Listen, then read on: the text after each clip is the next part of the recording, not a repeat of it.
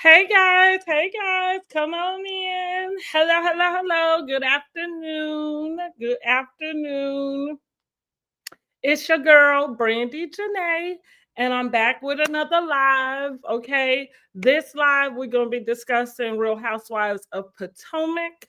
The latest episode from them. We're gonna discuss Married to Medicine, their latest episode, and of course, Love and Marriage Huntsville. We are going to discuss their latest episode and shenanigans. Okay. First, I do, even though I have it in order a different way on the caption, we're gonna start off with Love and Marriage Huntsville. Just because I want to go in order of how the shows come on, right? So Love and Marriage Huntsville, of course, we know they are in season 9. This is episode 11. It don't make sense, okay? And it don't make sense. None of this stuff makes sense. None of what's going on this season is making any sense to us. That should have been the name of the entire season. As it doesn't make sense. Here's another episode where it doesn't make sense. But let's just get into the episode where Nell and Chris, it starts off with Nell and Chris at a pizza place. I guess they're meeting for like a lunchtime date. And Nell is very interested in talking to Chris about the details of hooking Martell up with Trisha. Here we go with these Letitias, Latricia, and all that. But okay, so she's really interested in wanting to get that information from him, and she's giving him the eye, honey. Like, say the wrong thing if you want to, as if his explanation isn't uncomfortable enough. Just because here it is, as a husband who's formerly cheated on his wife, you are describing yourself telling another man having a scavenger hunt, as Nell calls it, which I like that coin because that does sound like what they was doing.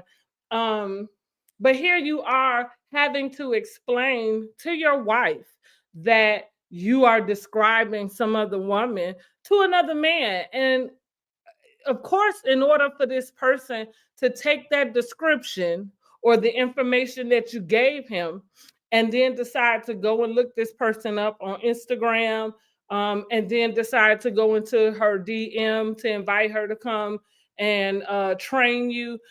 All of that very much sounds like man talk, as Chris described it.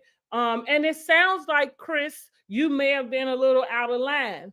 You kept it cool in the conversation, cool enough for Nell to not get upset with you. But she very much was interested in getting that information. So next, what do y'all think about that though? What do you think about what Chris had to say to his wife Nell in reference to just describing somebody who walked past him in the gym and Martell taking that ball and then going the rest of the way with it? Do we think that that's the way it go? It doesn't really sound that way to me. Seems like there may have been a little bit more conversation. And again, when we saw them discussing in the previous episode with everybody in the same room, it was very uncomfortable. Just because I know as a man, whatever your man talk is, you don't expect to have that talk in front of women because it's probably not kosher. Okay, it's probably not all good. It's probably gonna get you in some trouble. Because what that mean is you looking at somebody else you ain't got no business looking at. That's what it means. You eyeing somebody who, wait a minute, hold on. You passing him off to your friend? I don't understand this because it looked like you may have been thinking about her for yourself until you found out she was your cousin. Maybe that's how you found out that was your cousin. And then you passed her off to Martell. I'm thinking this is uncomfortable. This situation for me is even more uncomfortable than anything we've seen Tisha and Marceau go through, rumors and all. and I'll get to it because I know this is going to be unpopular opinions. However, I do feel like Nell probably has a little bit more of a bone to pick with Chris, and they probably doing that in private. We're gonna scoot on to the next scene where Mel and Kimmy meet up. Mel decides that she's gonna invite Kimmy over because she realized she had not invited her over to her home. And while they're there, Kimmy goes ahead and fills Mel in on the conversation that happened at Martell's open house, which she let her know, like, okay, comes out that Chris may have had something to do with Martell and Trish meeting up. And so, um, rightfully so, Mel finds that interesting. I know there's a lot of buzz about, well, why does Mel care? They're divorced. I mean, I think it's reasonable for Mel to care. Um, Simply because not it doesn't have anything to do with wanting the marriage back or even caring that he is talking to somebody or seeking out somebody, but it would feel a little bit crass if you found out information from about a friend who you were confiding in, and then that person turns around and is introducing your mate to someone else.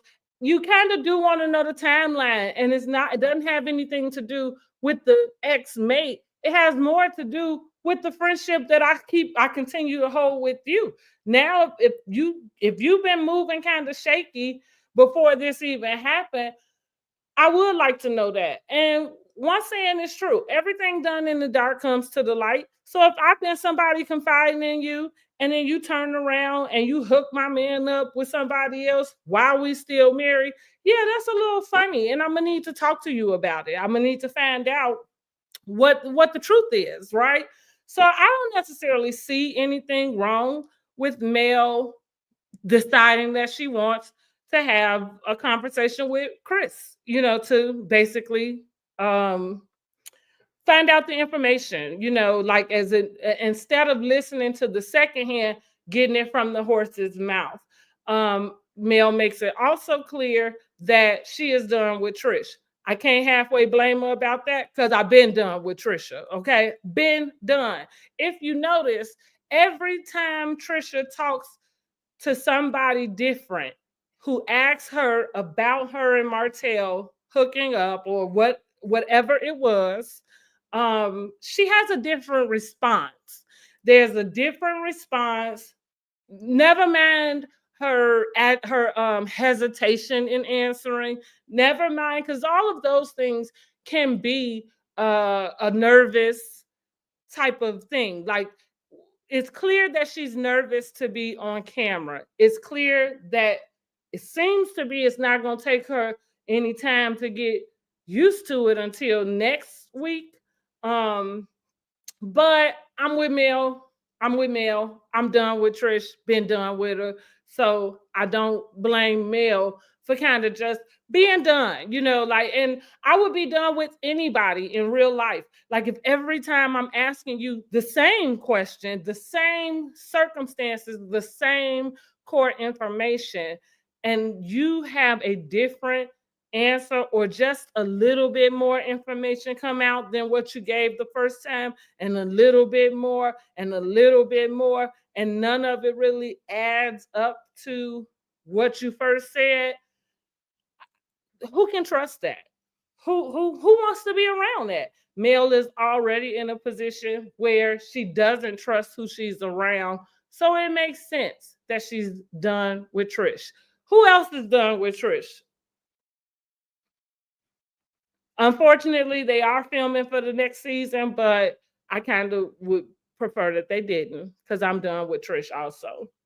Moving on after that, Trisha and Destiny, they meet for lunch. Okay. Martell ambushes their lunch. Clearly, Destiny set this up, even though we didn't get to see that conversation, but it was clear that she had set it up because Tisha, as soon as Martell couldn't sit down good, before, and Tisha could not swallow her food good before she was up, got her stuff, and she out. She basically said she is not sitting down with Martell, and she definitely is not sitting down with Martell while her husband is not with her. So she got up out of there. Destiny then tells Martell, like, well, I'm glad you stopped by. I thought it was good that you wanted to apologize. And so for me, it was clear that Destiny kind of set that up in a sense, like kind of gave Martell the information about where they would be and where to show up at. It's just unfortunate that she didn't give Tisha that same courtesy. And it's unfortunate that Tisha doesn't see it that way. But I think I understand why, and we'll get to that. Destiny finally, wait, let me see. So that was the question I did have was, did you think Destiny set Tisha up? And do you think she should have given Tisha some type of heads up that Martell contacted her? He knows where they at. He's thinking about coming by. You know, maybe she could have said anything like that just to give Tisha the heads up. And just so Tisha could tell her, you know, out her mouth, like, hey, no, I don't want to do this. And if you show up, I'm out of here. But instead she was ambushed. And I think that maybe because they're on reality TV, they may be used to that thing, right? Of being ambushed. And so maybe that's why we didn't see that conversation between Destiny and Tisha happen, where Tisha is being informed of what's to come. Destiny definitely needs a storyline. I look at her like Sheree. Sheree, and the reason why I say I look at her like Sheree is because Sheree had a very long history on the Housewives. Of course, we know how long it took her to get the fashion line She by Sheree off the ground and into somebody's, not even stores, but onto somebody's website, down to be able to sell some of this stuff. But it was too little, too late, right, for her.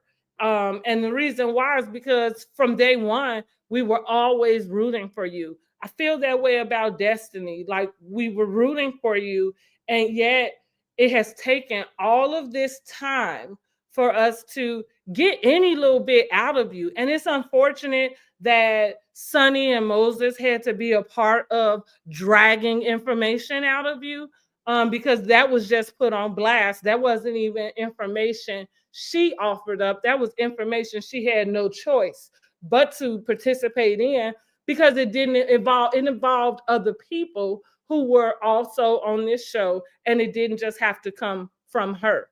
But I do feel, tell me what you think. Is it too little, too late for Destiny? We got to see her do some fishing with her dad. This was really nice to see her with her dad. We get the backstory about how her dad came and got her, was able to fight for custody for her from foster care, and from that moment on, raised her as a single dad. Very commendable for her dad. There are many dads that are single fathers, but I think that on these platforms, we're not used to seeing that story or hearing that story, which is why Destiny really would have served herself better had she brought that out in the first place.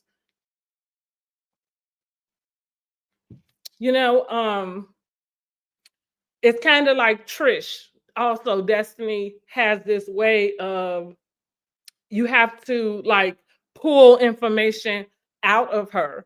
I think Kimmy has said that in a previous season about Destiny. Like, you go, you try to talk to her, you ask her questions, but no matter if you answer open-ended questions, she shuts them down. She answers the question in a way that's kind of one-ended, not open, where there is no follow-up. There is no type of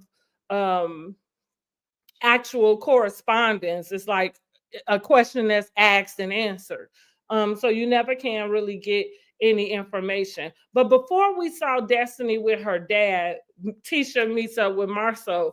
at a work site and basically just explains to him that Martell ambushed her lunch with Destiny, that she promptly left because she did not think it was appropriate to have a conversation with Martell and her husband wasn't available or wasn't there. Marceau says, good job.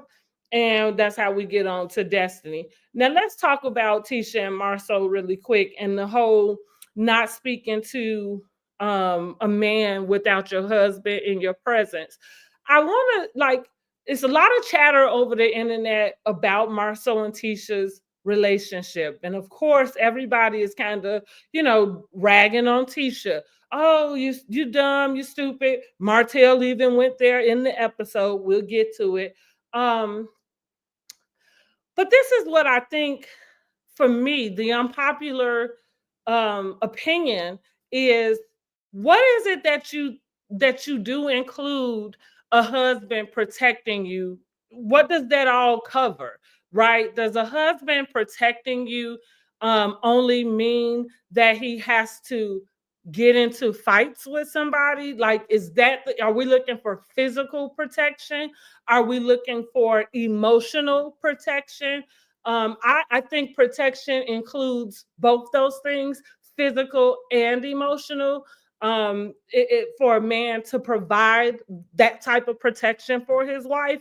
And I think part of providing that type of protection, and again, we in the South, those Southern men think differently than these modernized men.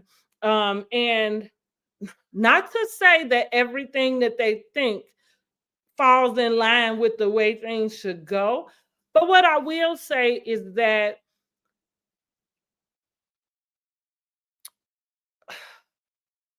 basically having a standard for conversations that should take place between men and women, I think is okay. I think that is part of protection, because let's just speak about Martell and Tisha, right?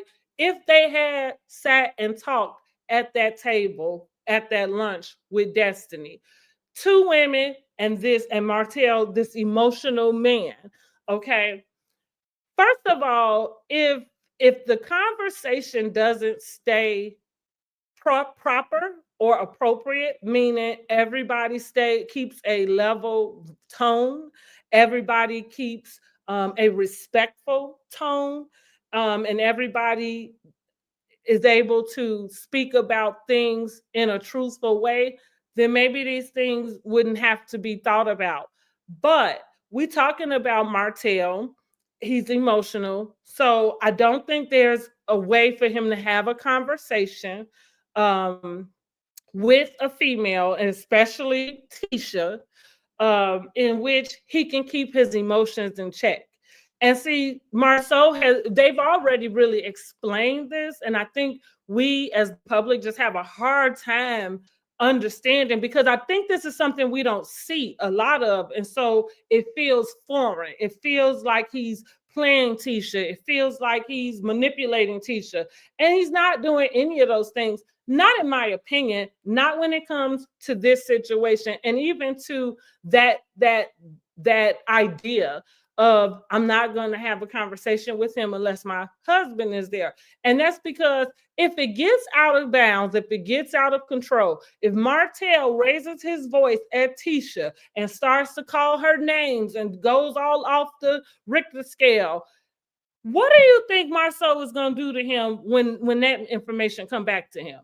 He is going to be on Martell's head, as he should, because you really don't have any business even speaking to her in that particular way. And if you had a problem with her, then you should bring it to her husband, right? You should let husbands and wives deal with their situations inside of their homes, which ain't that what Martell been preaching the whole time? What, he was so mad at Mel for telling everybody that he was cheating, because he felt very strongly that she should have kept that to herself, that she really should not have given that information out to the free world. And if she hadn't gave the information out to the free world, then everybody would be okay. See, that's why it's kind of strange to watch him move in the way that he moves right now, because you're not moving in a way in which you believe the things that you're saying, because you don't do those things. Marceau kind of moves in a particular way, and it seems to back up some of his beliefs. Doesn't mean he hasn't gotten out of pocket with the women on the show. Doesn't mean that he hasn't said some things he should not have said. But what we have seen Marceau do is keep his emotions in check. And that is very important where communication between men and women exists. Is that the man really needs to have control over his emotions. Not the woman does also, but I believe, and maybe this is too far, but women can be emotional because it's a part of our being. We are emotional creatures, we are emotional beings by nature. Doesn't mean you can't control them, doesn't mean you can't push them down and not let anybody see them. We know that women are very good at that, right? We always talk about the strong woman, the strength of a woman, and also some of the things that they deal with, whether they are single or in their marriage. However, However, in a marriage, I think that it is very important to just really, as the husband, to be present whenever there is a problem, and that problem is with your wife and with another male party. You do, as the husband, need to step in and need to be the one that is handling it. Because again, if it gets out of line, if it gets out of hand verbally, and then if it steps to a physical place, again, you dealing with a male who can't control his emotions, he'll forget that he is a man, right? And he'll get down on the level with this female and be ready to fight with this female like he's a female. And so that's a problem. That's a problem. It doesn't really matter what's going on. I talk to my boys a lot about making sure they don't show up in the same way that, say, myself will show up. So if I get overly emotional about something, I don't think it's okay for them to match that type of energy. Men should be calming. Men should be stoic. And that is how you calm a situation down. If everybody involved is emotional and going off the rails, then nothing would get solved. And this is why men can resolve things faster and sometimes better than women, because there is a space for them to separate what's happening from what the emotion is about what's happening. That's just my opinion. I think I might have gender role type of ideas to a certain extent. I'm a very independent woman, but I don't have a problem, and I actually prefer for men to show up like men. And part of that is having control over your emotions, and not arguing like a female, not yelling like a female, not calling names like a female. Um, you have to show up in a different emotion and in a different presentation than what we're used to seeing women show up like. That is what I believe. What do you think about that? So Destiny, now this is the episode Destiny gets to shine a little bit. So maybe the producers heard her about her last stint, because she was really pissy at the last reunion that she was involved in prior to coming back this season with the Sonny and Moses deal. Because during that reunion, if you remember, she actually did address Carlos when he kind of mentioned to her, like, well, what do you think about the fans saying that you're boring and you don't have a storyline and XYZ? And so she said, well, I filmed a lot of things, but none of it made the cut. And so maybe seems to be that they took this episode. Maybe they didn't have much going on, so they didn't have a choice but to go and dig in the crates and go get this footage. But Destiny is doing a relaunch of Madani. We know that it goes down at all of Destiny's launches, all of her events. It goes down. Kimmy says Destiny's events have a way of just getting everybody acting crazy. And that seems to be true. However, they meet her, Kimmy and Tisha meet her at a storage unit that she's planning to build out. Basically, she's planning to put up some drywall and basically make that into, I guess, a makeshift store. For lack of better words, that's what it looks like to me. People are doing a lot with storage units. And so, hey, I'm gonna compare her to to Sheree, just because Sheree, I'm okay with the fact that you keep going until you get it.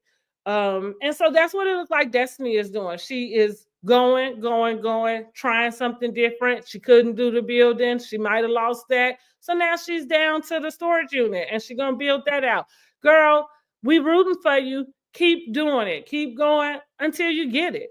But again, they discuss mimosas with Melody.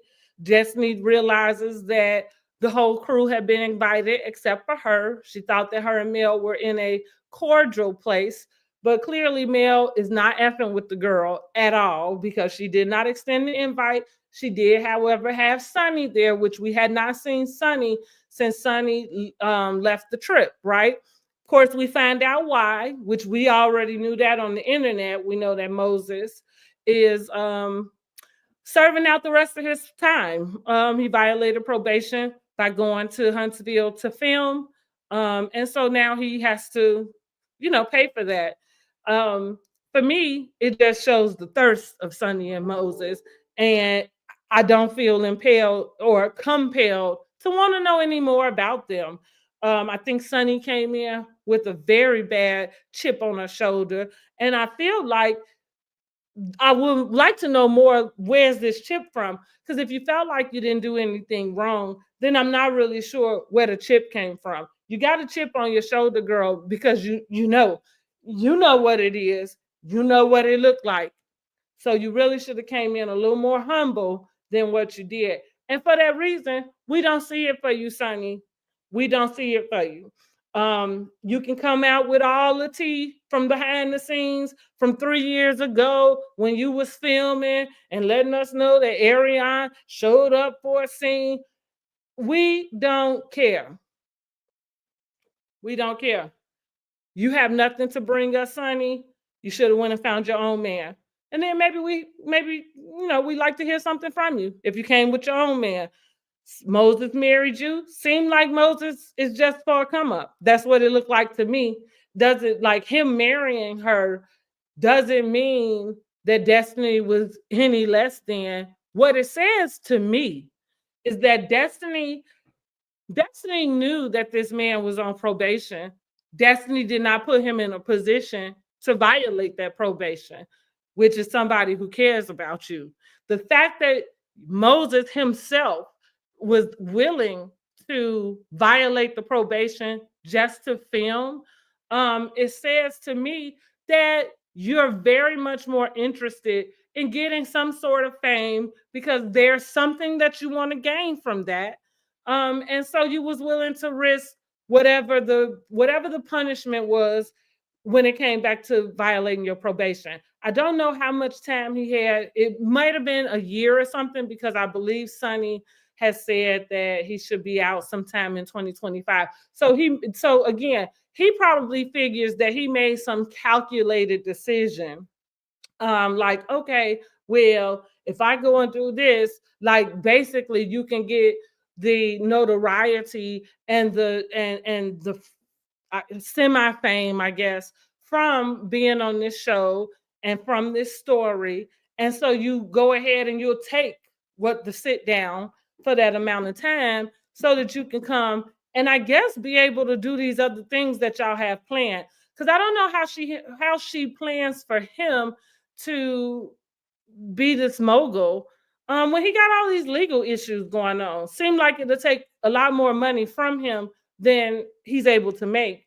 And again, seems like you're the fool because, and it seems to me like Destiny had a few more standards that he needed to meet, and he didn't meet those. And because you, Sonny, are at the age that you are, that you were just excited to have somebody do that, somebody step in and want to marry you and not care about anything else going on. And so you jump for it. You know, do we want to see any more from Sonny and Moses? I mean, I don't. I wish them the best, but I don't need to see any more. Like, because the thirst was way too real. And I, I don't want you drinking from my cup. How about that? Let's move on. Mel meets up with, let me go back. Destiny lets Kimmy and Tisha know that she's going to throw Nell a bachelorette party. So, what do y'all think about this? If you are renewing your vows, is it okay to have a bachelorette party? Kimmy and Tisha had a small little kiki, little giggle, or a little, wondering like bachelorette party. Like, she not a bachelorette. She already married. But Destiny say, hey, she never got a chance to have one. I'm going to throw her one. So that brought in the question about what if she wants Sonny there? Destiny had no intention on inviting Sonny, but she know how that sound because you can't throw a party for somebody else and then tell them who they can invite. That doesn't make sense. So she really has to eat it up and kind of say, well, whoever she wants there, they'll be invited. Really kind of hoping that Nell just wouldn't invite Sonny. That's really where she was going with that. So Mel meets up with Chris Fletcher at the popcorn shop, and so she lets Chris know what she found out. Like, okay, I got this information, and so I want to know from you what happened. Chris gives her the same story he gave Nell. He done said it 3 times now. He got it down pat. Even though I'm still going back to, it doesn't sound right for a married man to be having conversations with a single man or a semi-single, almost single, whatever it is, single man, and you're describing physical attributes from a female. This means that you're looking. You can't say like, oh, she has a nice body. Like, no, man, you have to say it a little bit more enticing than that. Like, man, she is banging, right? So anyway, at least he keeping his story straight, unlike Trisha. But that's the story he's sticking to. And he looked at him and Martell gave each other them looks when it came up the first time. When it came up in at the open house, you have to notice that Martell skirted his way right out the conversation. Why? Because Martell doesn't know how to keep his to himself, right? And if he heard Chris say anything that was remotely wrong, he was gonna jump in and say, "Well, no, that ain't how it happened. You told me." So he did. Excuse me, y'all. He did right by exiting and scurrying on away so that he could give Chris whatever floor he needed to tell his wife what he needed to tell his wife to make sure she was good with that story, right? But that story got a whole bunch of holes in it, even though he's telling the same story. So Mel says, okay, because and then she explains, like, well, Martell had told me when I did leave, he told me I should talk to the older women. And she said, well, maybe you should talk to the older men. And he said, well, I did. They told me that I need to get somebody who has something to lose, that he needs to get them to sign an NDA, and these different things. Basically, was explaining that he got information about how to cheat appropriately. That's where that respectful cheating come in at, right? Who is the first person? That's what we need Mel to go ahead and say. Who is the first person that used the term respectful cheating? Was it Nell? Is that a conversation that Martell, Nell, Mel and Chris have had during one of their counseling sessions when they, were going to Neil and Chris for guidance.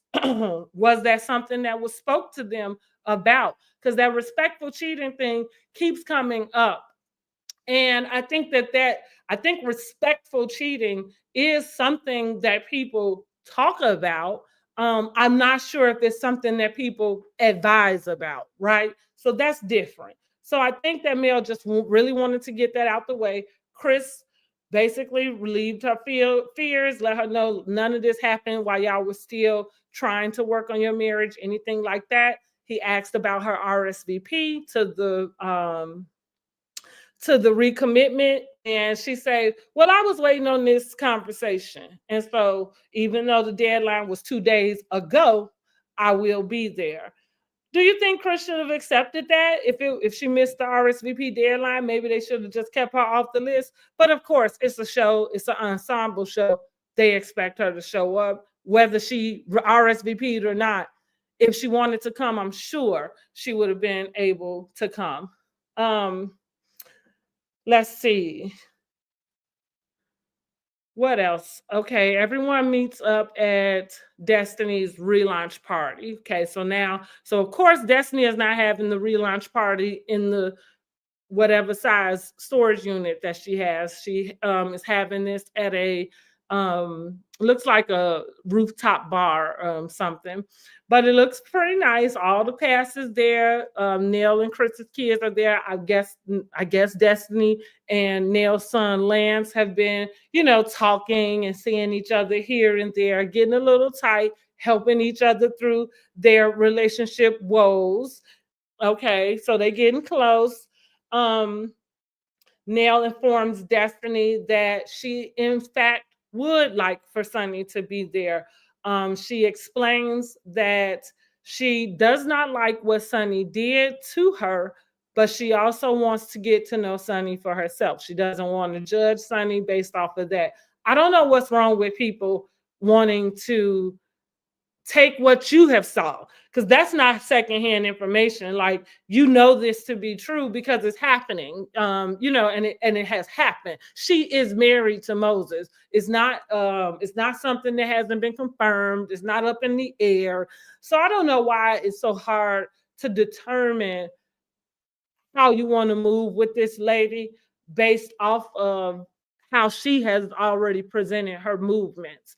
But it's an ensemble cast. Nell is just trying to keep it going. Okay. She wanted to make sure they got another season. And her deal is come one, come all. That's what it is. That's why she's willing to have Sonny be invited to the bachelorette party. Because not for nothing, I agree with Destiny. You only met this girl one time. You don't really need to invite her to these things. You could absolutely leave her out, and it would absolutely be understandable because you don't have a relationship with her.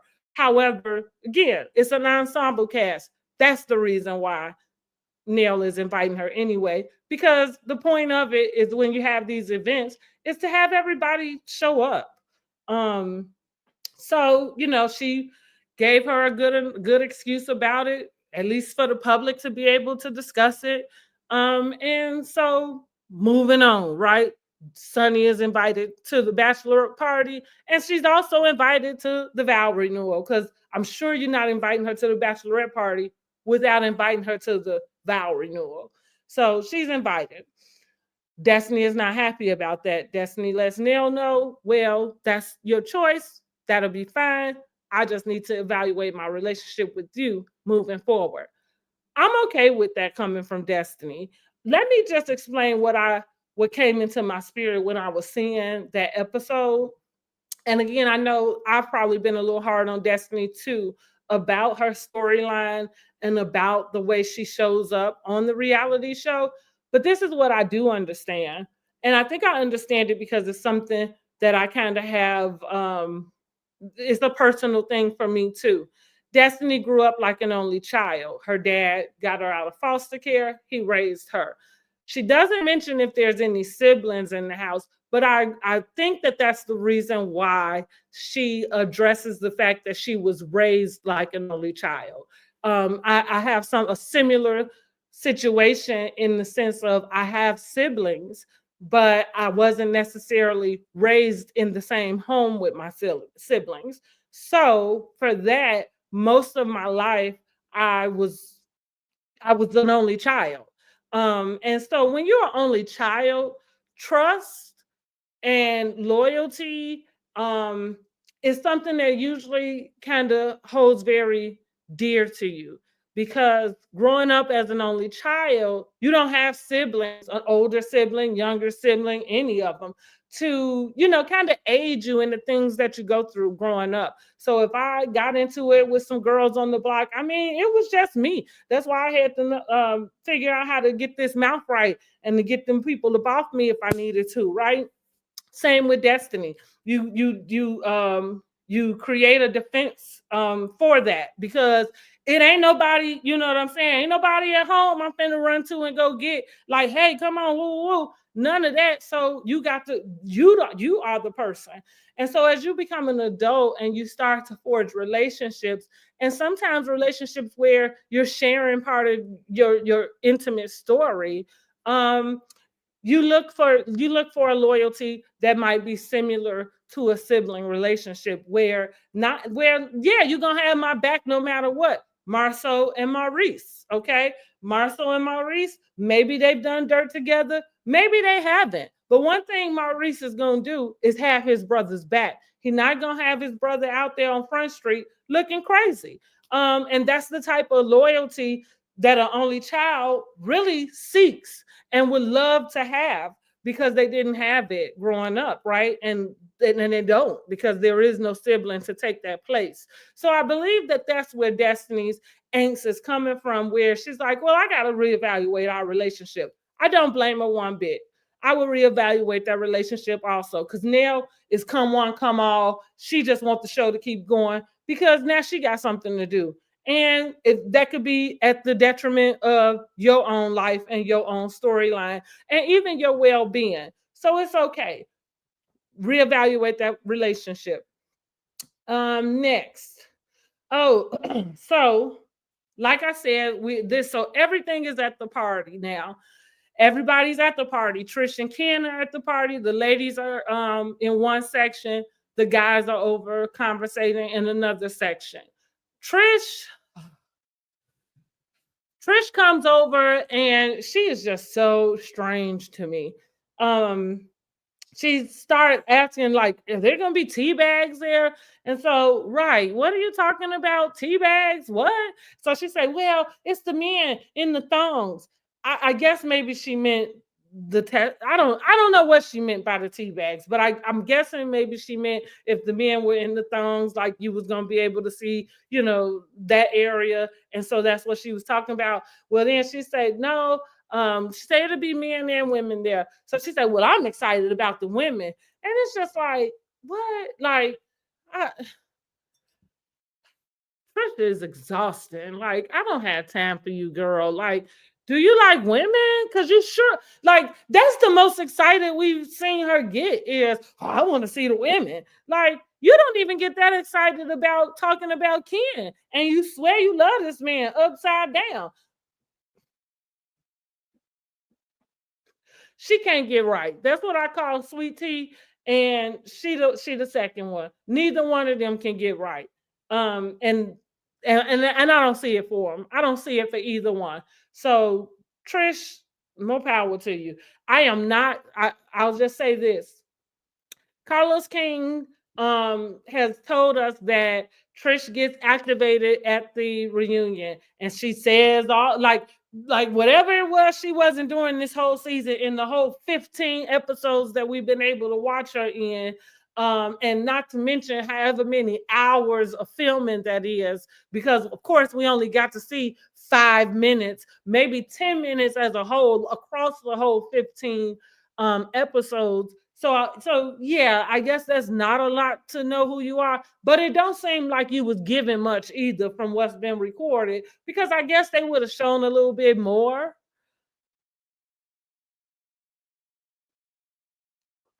but that's not happening. So, I, anyway, we go over to the guys talking. Ken is talking with the guys, and so Ken decides that, oh my God, he found a good point to make, because Lance mentions that he's divorced. He's been divorced twice, and him and Destiny are talking or seeing each other or dating or helping each other through, their heartbreaks. Whatever it is that they're doing, Ken decides to say, well, hey, if everybody been divorced, Martell divorced, he divorced, Maurice has been divorced, then what's so wrong? And you all have moved on. What is the difference between me and Trish? Good try, Ken. I'm not buying it. There is a difference. Trish needs to get a divorce. Trish has been on this dangling line in limbo for 5 years. And I agree with Martell. This probably is the smartest statement Martell has made throughout the whole 8 seasons of the show. But when he told Ken emphatically, you let Trish be the one to decide she wants a divorce. Don't let it be you pushing her into a divorce. He was 1000% right. 1000% right. Because it does not appear that Trish is thinking about a divorce. And it seems like the only way she's going to get it is if Ken keeps pressing for it. But Ken is weirding me out in the way that he presses for it. And even during the conversation he's having with the guys, because that's what they're saying, is like, no, it's not the same. And so Marceau kind of questions him about, well, what about this misinformation about her and Martell? It seems to be that there's been some type of lie told. Ken, he says, well, if it's a lie, if another lie come up, then I'm out. So Marceau say, well, you love her though, because you just got through saying, I love her more than anything. So how is it that she say one more lie and now you just out? And the only thing that's really going to break your heart about having to make that decision is the relationship you built with the kids. Marceau called BS. I call BS also. What I think Ken, and this is why he weirds me out, Ken gets caught up saying things that he thinks the people want to hear. That includes Trish. Like Trish, Trish sounds like, and probably has all but admitted, that she hasn't really gotten a good healthy amount of attention from her spouse, and possibly from any man, right? And so now here Ken comes in and he's just ready to come in, like, let me love you, baby, let me marry you, let me take care of the kids, let me give you money, don't you worry about this. It's too much. But yet she is like, yes, yes, yes, because she ain't never had it. It's manipulative. That man might be a womanizer, because I think that might be like huge red flag. It's a red flag for me. It's a red flag for me. If somebody comes in and they're just way too overly enthusiastic about doing some of these things I really didn't ask you to, then, and not to say that it's not good, because again, Trish is not used to any of this. So for her, it's like, oh my God, he's so wonderful. And it's like, no, he has an agenda. He has an agenda, and it's not just marriage. Like, he has an agenda. And so he needs to back off, and he needs to give Trish some time to to go through that process and get that done on her own. So again, shouts out to Martell for just really being able to express that. And I do think that was the smartest thing he said on this show to date, because everything else out his mouth is straight BS. Okay. Yeah, I don't like him. That's the last note I have. I don't like him. Something isn't quite right about him. That is my take on Ken. So Martell ambushes Marceau and Tisha, and that's the big showdown we see, right? Martell comes in. He is trying to explain to Marceau why he showed up at the lunch with Tisha. Marceau is being an a-hole, I guess, for lack of better words. And because Martell is not able to get a reaction out of Marceau, because let me pull this up really quick. I forgot to shoot this over.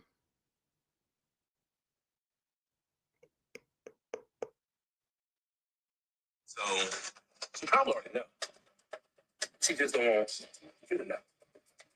Because then the more people know, the more she might have to do something about it. I want something Melody had to do, you know? That's why I try to keep whatever Marceau and I done in the past with women and places we've gone, things we've done, people we shared. Him after me, though, of course. I try to keep it back there somewhere. And he, like a fool, wants to keep pushing my buttons. And I think that he wants it out there. He wants Tisha to go through things and to make a decision. I think he don't want to be married. Tisha hears things about Marceau. All right, so that is Martell in his confessional. Basically, so every time Martell meets up with Marceau, he's giving him the eyes, right? Giving him the eyes like, okay, if you don't say something right, if this don't go right, like I'ma tell. Marceau does something at the beginning of that conversation because Tisha was getting ready to get up and leave and let them have that conversation themselves. Marceau told her, no, stay right here. Listen, Marceau is smart. That's one thing you're not gonna put past him. I don't know. Is it manipulative? I'm not sure. He's smart though, because if you're gonna tell it all, and you're not gonna say it where it's just me and you, say it in front of her. Since this is what you're trying to get to, and Marceau really just expresses that to Martell flat out. He say, hey, every time something comes up, you are coming out with the I could say something, and like you said, he kind of laughed, in which you leave this impression that you know something about me that somebody else don't know, or something that I did wrong. So here we are. Say it, put it out there. I agree. We're like, this has been going on for far too long. And so when it comes to Martell, like, you really playing a kiddie childish game with the I know something, and if you don't do this, or if I come up with, but yet, and he does not comply. Like, that's the thing about Marceau. He doesn't comply with whatever it is, at least not on camera. Maybe he does off camera, and maybe that's what keeps Martell's mouth shut. Like, you think he paying him on the side or something? Because I don't understand why Martell just ain't spewed it out. And the live he did with Ariane, I mean, that was an epic fail. You would be better off just to say it to that man's face. And you were better off saying it to that man's face in front of his wife. And so that way, there is no he said, she said. You said it right out your mouth, and you said it right in front of the people you talking about, because you standing on business. Like, that's what standing on business is. Standing on business ain't going on your Instagram live and then telling everybody what it is you know, or what it is you could have said, or no, that's not standing on business. Standing on business is say it. So that's what, if you're gonna tell it all. That's it. Tell the whole story. Okay. Mention it all, in the words of Bethany. Y'all should go see that short because I made that up. Like, mention it all. If all the Real Housewives of New York fans. But yeah, if you're gonna tell it all. Don't leave nothing out. Tell the whole story, and stop with the whole dropping these breadcrumbs or innuendos. Because let's be clear, he actually hasn't dropped anything. The only thing Martell has done is really make accusations, and none of them have seemed to be proven as true. So this is where Martell, because he's not getting Marceau to react to what he's saying, he decides to attack Tisha. Oh, Tisha, you shouldn't even let him talk to you like that. Look how he talking around you. He making you look stupid. So now he using buzzwords like stupid, dumb, the things that he know has been said about Tisha on social media that he assumes is going to get to Tisha, which at one point in time, it probably did, because I think she had to take a break off of social media. But now she got her emotions together. And so she ain't budging either while he's throwing out all of this stuff. And it's making him even more upset because he's expecting them to have a reaction to what it is he's saying.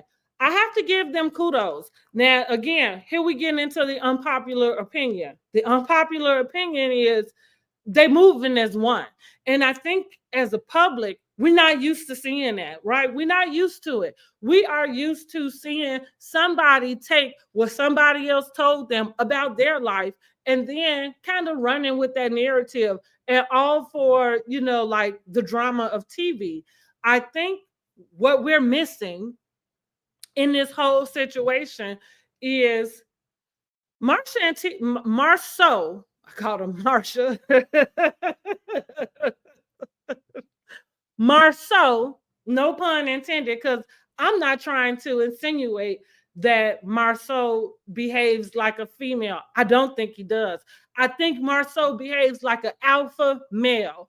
And see, one thing about females, you can't ask for an alpha and then get upset when he start acting like an alpha. That's alpha male energy, or big D energy, as Destiny likes to elude that she brings. I don't know why she won't.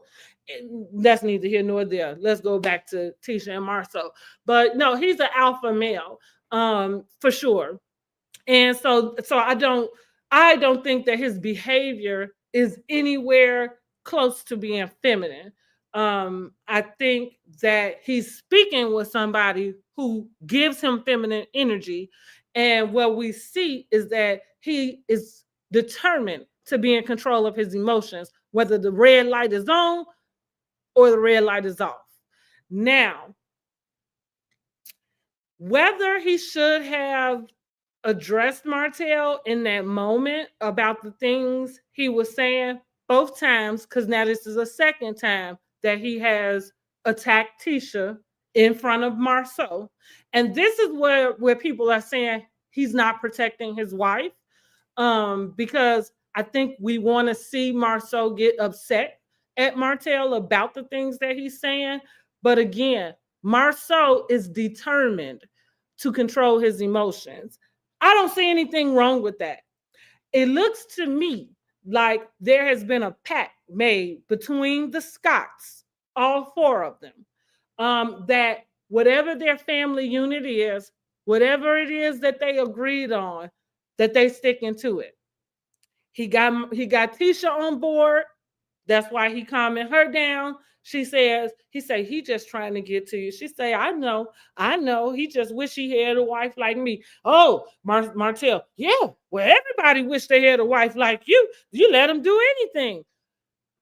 No budging. Nobody moved, right? Nobody said, what? I don't let him do anything. See, that's what he's looking for. He's looking for the energy to come back. This is what I get confused about, even us as the public. You heard it before, and the saying is true. The truth needs no defending, right? What are they defending? A bunch of accusations? And why? Because it came out of Martell's mouth? And why? Because me and Martell hung out? And so the implication is that if Martell says something, then it must be true, because he got caught doing what he was doing. And so whatever it is he has to say about his escapades, and if he includes anybody in those escapades, then it must be true also. Yet, you gonna take this information from a liar? What I to my tally, we haven't necessarily caught Marceau in a lie. To my tally. Now, maybe let's go back to the conversation Mel had about the NDAs and the making sure, whoever you kind of fool our line with, make sure they got something to lose, because that's how you basically keep people in their place, right? So maybe that's true. Do we think that there are people who have signed an NDA and are not able to say anything because there's some repercussion that they'll get from signing a contract in which they said they wouldn't mention it? Speaking of, Chris did try to throw them under the bus when he told Mel, like, yeah, that sounds like something Maurice or Marceau would do. I feel like Maurice just got his name thrown in it because he happens to be a lawyer. So when you start talking about an NDA and who could draw up something like that, probably Maurice, right? Because he's a lawyer. But he kind of threw him under the bus. But let's just go back to what's factual, right? Nothing that Martell has said has really come out to be proven.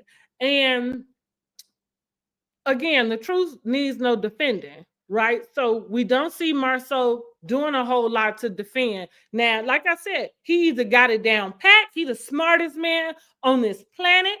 Because I'm telling you, I don't see a reason why Tisha should be questioning him. Not on camera. Now, they are in counseling. They did go on Instagram Live. They are in counseling. So that would say to me that there are some things that they are talking about in counseling, but also on their IG Live, they really discussed the fact that they wanted that to be shown on the show. So the fact that they're doing counseling and we haven't seen any of those sessions take place, it would kind of say to me that maybe they're not talking about anything that Martell is bringing up. So maybe Tisha's issue with Marceau doesn't have anything to do with these rumors. And yes, there have been rumor after rumor after rumor, right? But this show been on for 8 seasons.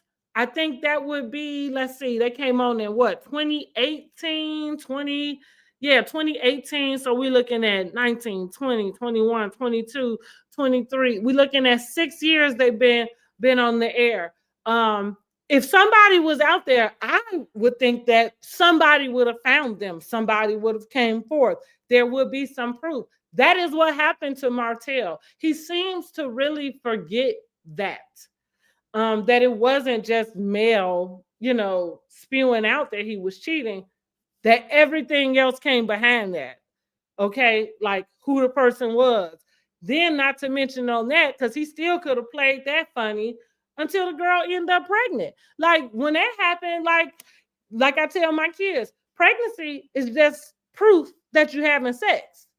Okay, so there we have it. You could have denied the fact that you even knew this person the whole time up until this lady popped up with a baby.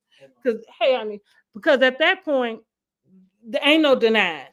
Now, let's go back to Marceau and this respectful cheating. He did go and get a vasectomy. You think that had anything to do with it?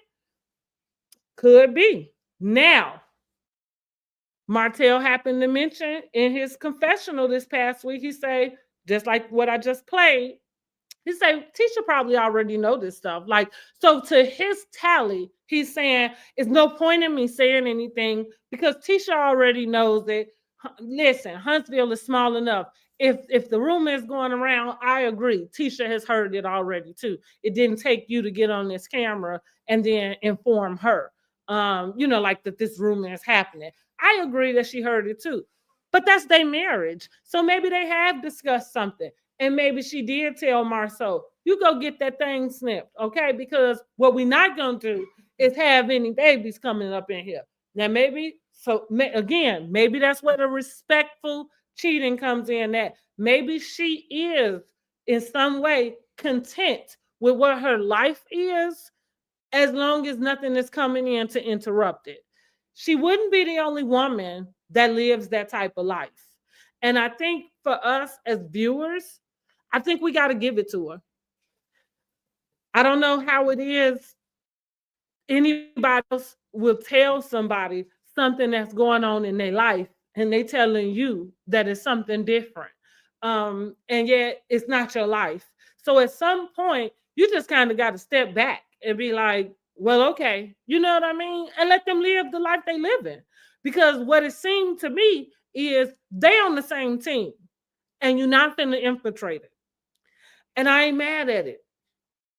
I'm not saying it's okay for Marceau to be cheating on Tisha. I'm not saying it's okay for him to do anything like that. But what I am saying is I'm okay with them having a united front. I'm okay with them agreeing about what's okay in their marriage. I'm okay with that.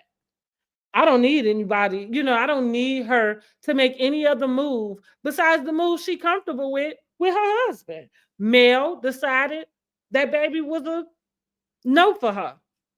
And so she got her things and left. What we're not going to pretend is that she was trying to make it work with Martell, because I think a lot of wives would do that, right? A lot of wives who've been with their husband 10 years at least, um, while they're not going to like it, they probably will try to believe their husband when he says he's going to stop. And they're going to try to make it work, especially when you've built businesses, when you have millions of dollars on the line.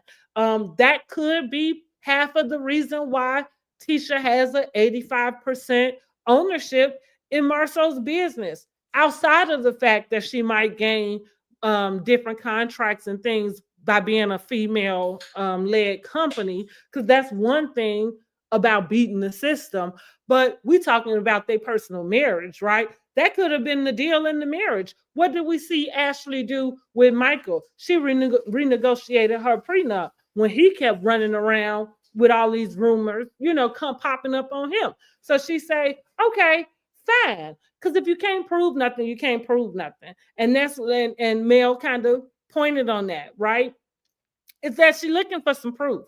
Like, if you gave this girl proof, then and only then can we really kind of judge her based off of what way she gonna move. But at this point, her sticking to her man, sticking by his side, listen, I'm okay with it. I'm okay with it. I don't think the girl is dumb. I think she has protected herself, because let's go again. Marceau didn't know that she had a secret savings till she was doing her podcast. She let him know she had a secret savings. Whatever it is Marceau is running around doing, one thing Martell is right about, she probably do know it. But I'm sure that it looks to me that she's protecting herself financially. And sometimes that's what a woman will do. If they're gonna stick with somebody who maybe ain't treating them right, or maybe the situation is not going the way they would want it to go, then you hit them in this pocket. Fine, get more than half of the company, right? So you taken care of, okay?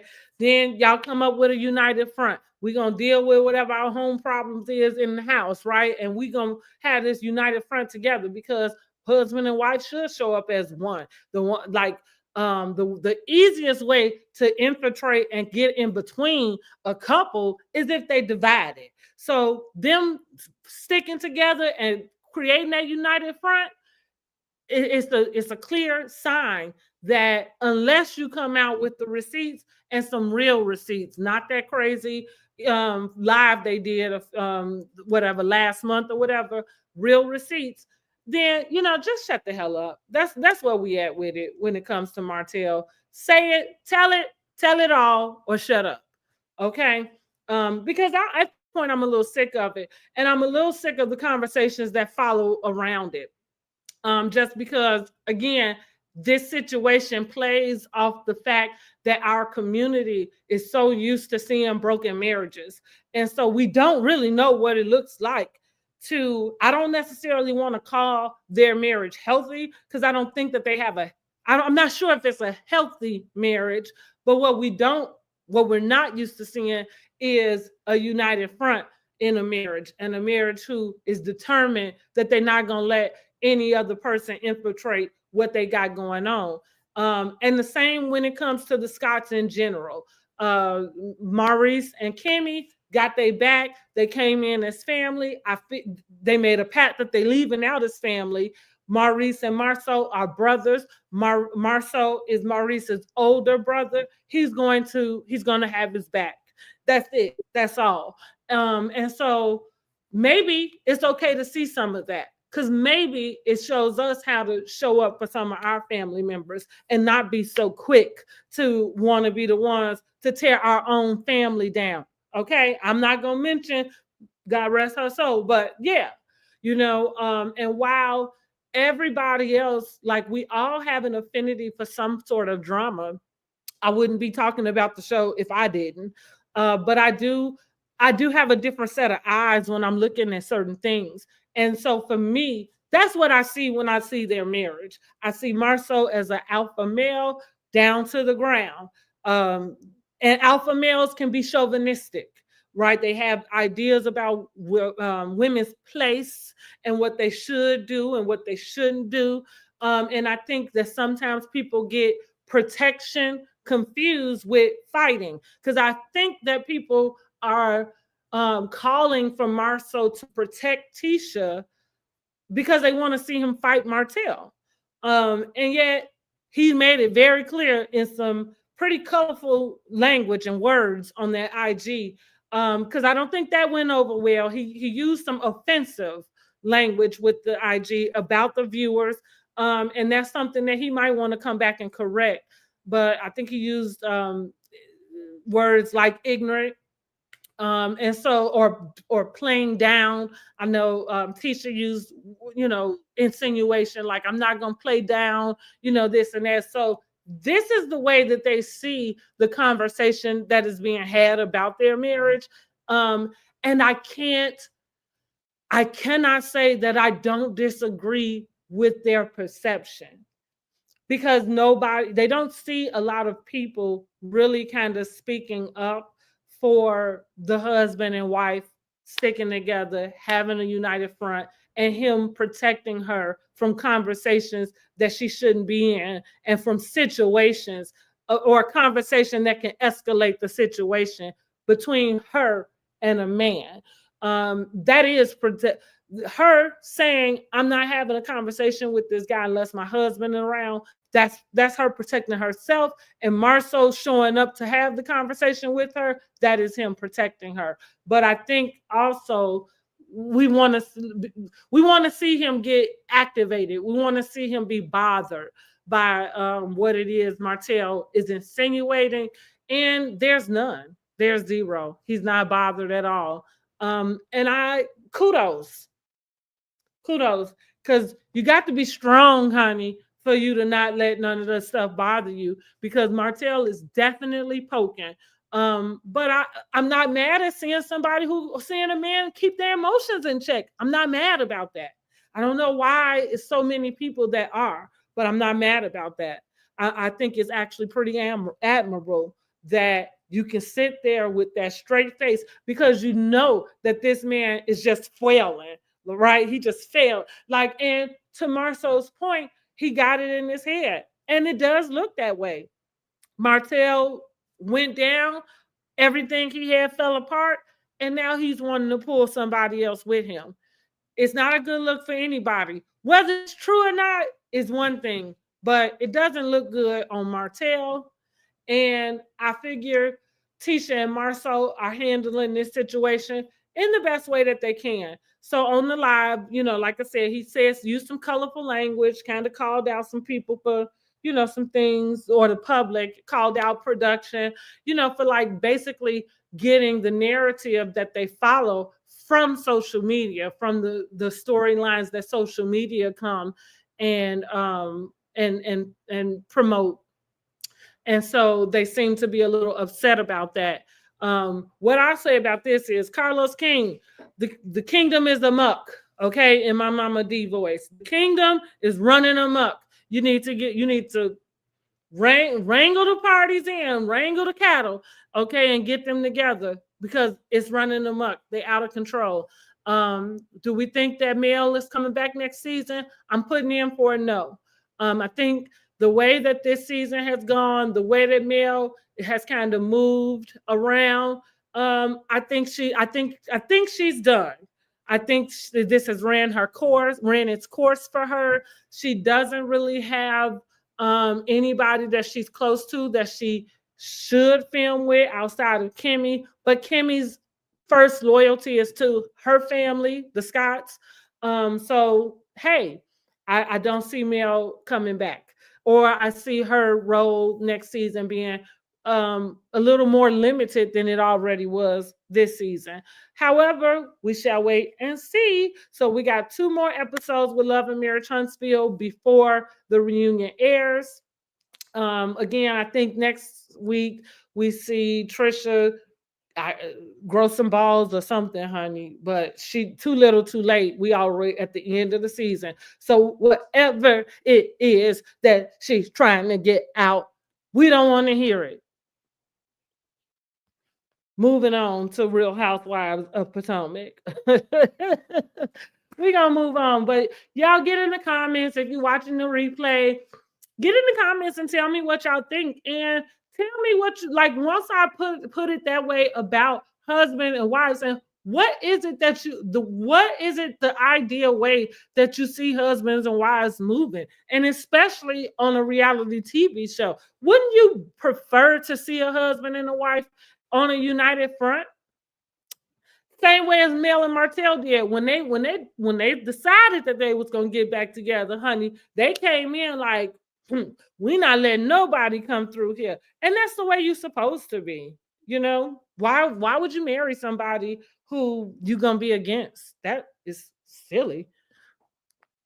All right, so we're gonna move on to Real Housewives of Potomac and their latest episode. Give me a second so I can pull up some notes that I took. Let me pull up some notes. Okay. So we know that they filmed the reunion this past week. We know that Karen did not show up. I have a video you can go and look where I discuss everything about Karen not showing up. I discussed that I already called it, and I discussed what I think that means for Karen's future with Real Housewives of Potomac. I do just really quickly. I think the timing of her entering rehab is suspect. I do not think it's enough to save her job, and I don't necessarily agree that it should. I think that if she thought that she was going to go to rehab, even to make her case look better, I think she should have did that way before. And she should have tried to make sure there was a way for her to be available for the reunion. I feel like her going to rehab was definitely a way to get out of the reunion, because I think that that's her way of avoiding answering any questions about the whole thing. Because again, the case is closed now, and it's something that she can talk about. And she can't stick to unless she was going to say we was going to appeal it. And we know doggone well, you didn't have no business taking that to trial, let alone thinking you're going to appeal something. So yeah, because I think she used that as a tactic, I think it's kind of tacky, because the episode before the footage came out, she just kind of she kind of mocked sobriety. I'm not sobriety. I don't know why these girls keep saying I'm sobriety. And now you are in rehab, which clearly from that tape, it looks like you probably should be in rehab. It's just the way that you handled it, and not with any remorse. So again, it just feels like you used it as a manipulative way to get out of answering to your job. And so it's a no call, no show. That's the way I see it. No call, no show. You done. I can see Andy doing a separate private interview with her. I can see him really pushing for that. Whether she does it or not, I'm not sure. She probably will, as long as it's able to be private.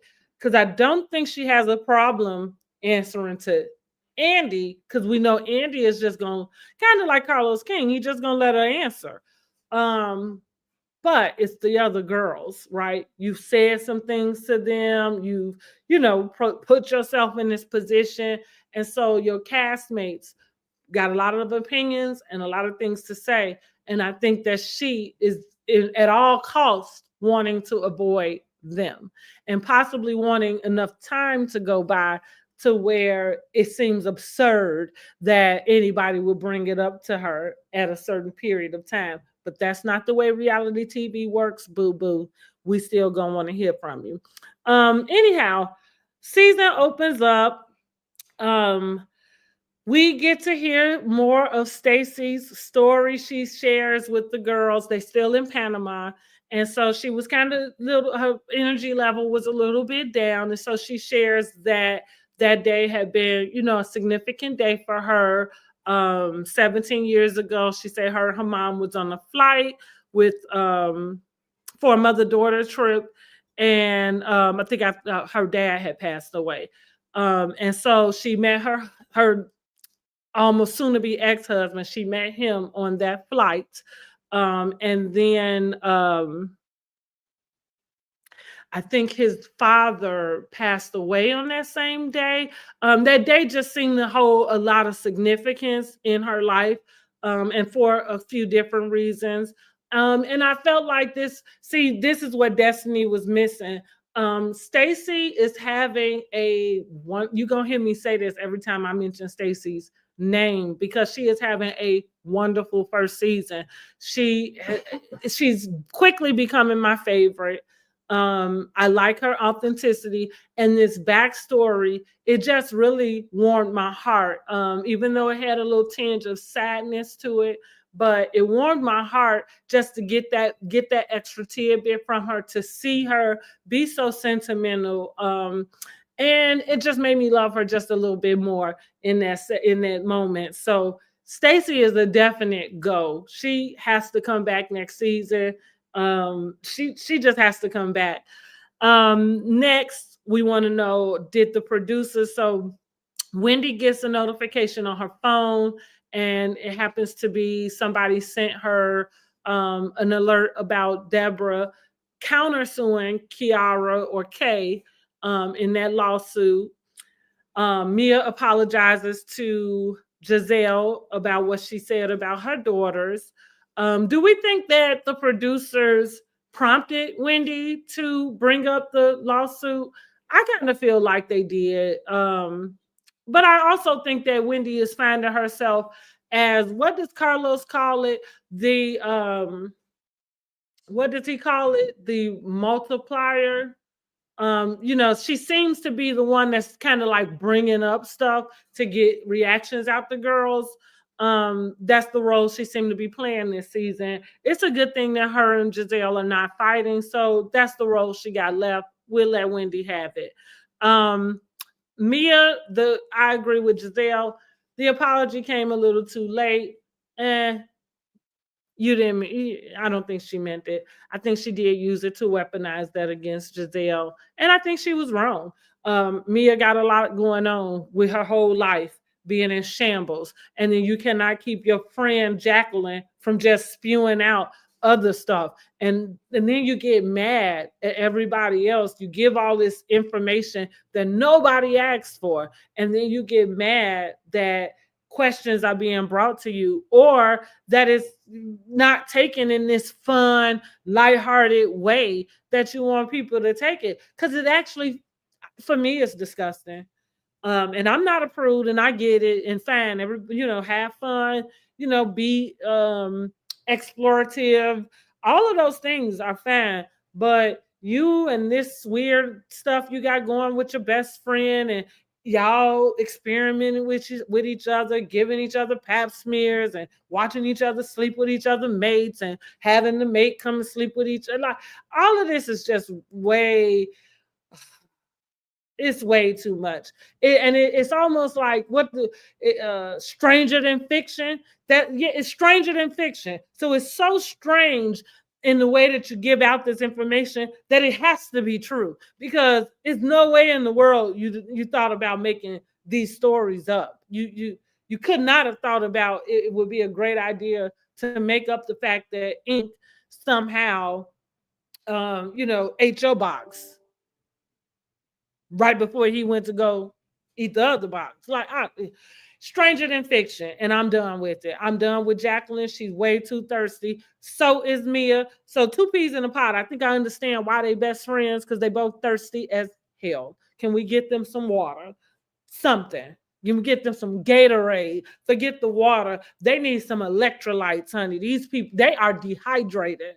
They need some Pedialyte, some Gatorade, whatever. Look, an IV drip, honey. they dehydrated, and I'm sick of both of them. I really am. The storyline with Mia is just running circles.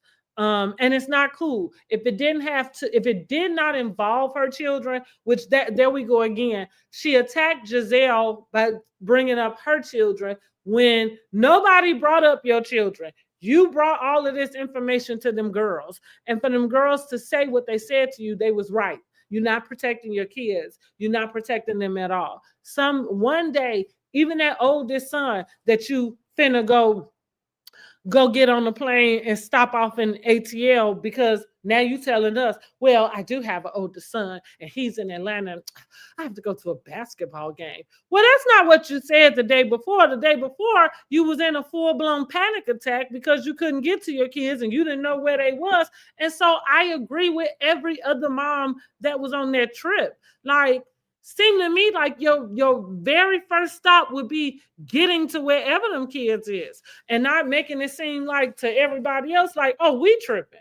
Like, no, girl, you tripping. But I said it from there on that episode. Go back and watch the live.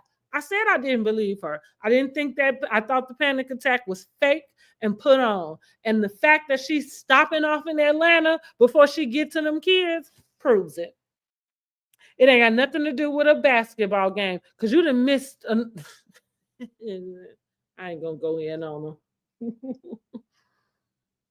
That boy live in Atlanta. You done missed enough basketball games. You're not gonna get me to believe that you make it to every single one. So if where your kids were at, if that was important, you would want to lay eyes on them. If that man was up and picking up kids without your knowledge and taking them to other places, you're going to want to get to them as soon as you can. And not that I thought she should have left the trip. I don't think that was reasonable. You all the way in Panama. So I agree that if you found out that they were safe, then you go ahead and finish your vacation. But I do think that you get on the first thing smoking and you get to your kids, right? If that really was truly a concern. Says to me that it wasn't. Let's see, what else happened? So I think they have a conversation with Kiana about a trip to Paris. That I think she assumed that would be the trip that she would get engaged on. She happens to mention in the conversation about the lawsuit that after that happened, Greg took her to Paris to calm her down. Maybe that's the wrong way to put it. Not to calm her down, but to cheer her up. That's what it was. Took her to Paris to cheer her up.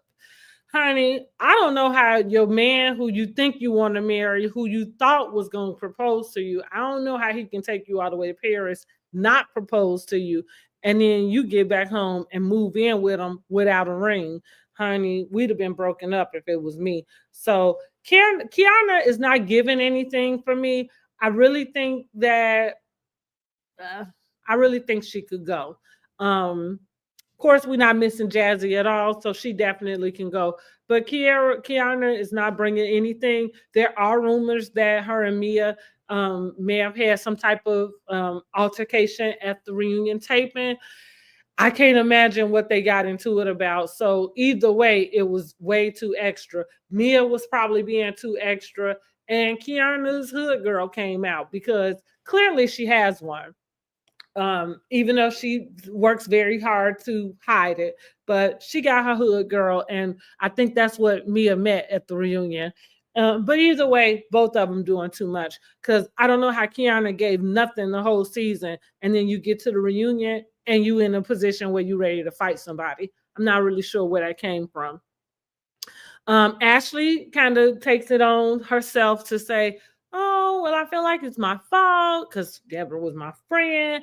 And if that caused all this stress, and then maybe that's the reason why he decided not to propose, it's kind of like, girl, Ashley, you're not that important to them people. You didn't have nothing to do with it.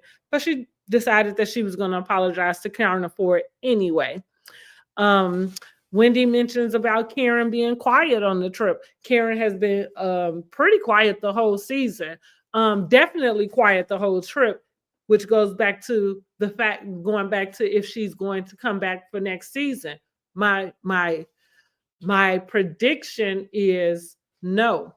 Not just because she won't be asked back, but it's also if Karen isn't coming back as sober Karen, because we already getting a look at sober Karen. Sober Karen gives nothing. Um, and so we don't need it. Okay. We don't need it. We don't need it. We don't need it. We don't need it. Yeah. So if she coming back as sober Karen, I'm sorry. We don't want it and we don't need it. What else happened? We talked about Jacqueline and her thirst, to get all her sexcapades out, her and Mia, and I am over it. Now listen, I take things too far sometimes, and unpopular opinions also. But is it me, or was I the only one that was really uncomfortable? And I feel like Mia does need to put a muzzle on Jacqueline, because you really tiptoeing your way to some type of charge or allegation, because some of the stuff you saying maybe sound like you was forced or coerced, or it's uncomfortable. Okay, it's uncomfortable. Sounds like somebody was preying on you or something. Like, I don't know. Like, is it the same? Like, can you be a predator and be the same age? I think you can, but it's all getting weird. And so put a muzzle on that thing before you find yourself in some type of legal situation, because it's not sounding good, none of it, and it's not cute. That's the problem with Mia. I think she thinks some of this stuff is cute, and it's not. It's disgusting. It is unladylike. It is childish. Um, it's all those things. It's not sexy. You're not coming in making anybody feel like they missing out on something. Like, I'm sure every lady you sat with at that table is not feeling like they wish they had a best friend that they could sleep with their husband or boyfriend or whoever else with together. I'm sure that they're not feeling like they want a best friend that they take showers with. Like, you know what? And here's the thing. What's funny about the fact that here we are on Real Housewives of Potomac, and they want to normalize them taking showers. Do anybody remember, if you watch Real Housewives of Beverly Hills, do you remember there being this huge story and just this big deal made out of, was it Cal and Dorit sleeping in the same room? Like, they really kind of tried to shame them about it, as if that was something that was unconventional. I think we sleep in the same bed with our besties because that's what we do in our girl talk at, okay? And that's it. Not cat talk, but girl talk, okay? But I don't know if anybody remembers that season. They went on the trip. They stayed in the room together, or was it Kyle and Teddy? It was Kyle and somebody. Kyle and either Dorit or either Teddy. I really can't remember which one. But yeah, the girls gave them a hard time about it. And yet here we are. Here we are with this. And yet this is the most disgusting. And this is the most, like, absurd type of relationship that I've seen between two women who, I don't know. Let me stop before I dig myself into something I'm not trying to get into, because I don't have a problem with anybody having their preferences. It's just the way that they move is just odd, because y'all swear that y'all only friends, but every time we turn around, y'all having all of this mixing of fluids with each other and with your partners, and it's gross. All right, let's move on to the next thing. Kiana. So they do talk to Kiana about just really her being aware of the fact that your boyfriend took you to Paris and did not propose to you. Listen, y'all, I feel like for me that would be a definite. I don't know a scenario in which I would, unless I didn't want to get married. If it was clear that I don't want to be proposed to. I don't have any desire to be married. That is the only way I could go to Paris with my boyfriend or significant other and then come back and we're not engaged and everything be fine. But if I am looking for an engagement, Paris is not the place to take me like for a trip or to pick me up. Like if you took me to Paris like to cheer me up and then you didn't propose to me on the trip, I mean I would come back even more depressed than when I left. Like, are you kidding me? Because that would signify to me like it's not gonna happen. Now maybe and maybe this the kind of guy that she dating, because I don't even want to date a guy who plays these type of games. But maybe because he knows how bad she wanted and how bad she's looking for it, maybe he's trying to um not give her that that idea that of course is happening. Maybe he still wants to have the element of surprise. I mean, I wouldn't care. Even if you go to Paris and even if somebody is expecting a proposal to come from Paris, you could still make it a surprise. But again, maybe that's why they didn't get engaged in, and maybe that's where he's coming from, is that he wants to just go around what her expectations are to make sure that it feels the way he wants it to feel, like he's actually surprising her. I'm just making up an excuse because that don't make sense to me either. And like I said, I wouldn't want to date a guy who would do that. Like that feel like you playing a game. I don't like, if you know I'm wanting something and you know I'm waiting for something, don't play with me. Yeah, we would, even more reason why we would come back broken up. Like, don't play with me about that. And I guess I done had enough life to where you better nip it in the bud because these men will play. So that's what I do think. When it comes to Kiana and Greg, I really think he's stringing her along. I don't think he has intentions on marrying her or getting proposed to her. I think he's stringing her along. And I feel like the trip to Paris proved that. The trip to Paris without an engagement, I think that proves that. Okay. Karen sleeps in. When she comes out, Wendy gives her the rundown about what they talked about. Jamal is getting married. Asks Wendy, messy tale. Asks force multiplier. That's what Carlos calls it. So that's the role Wendy is playing this season. She want, Wendy. Oh my God. Wendy. Wendy's low self-esteem shows, and it sucks because she doesn't have a reason, in my opinion, to have this issue with her self-esteem. But I call her try hard, right?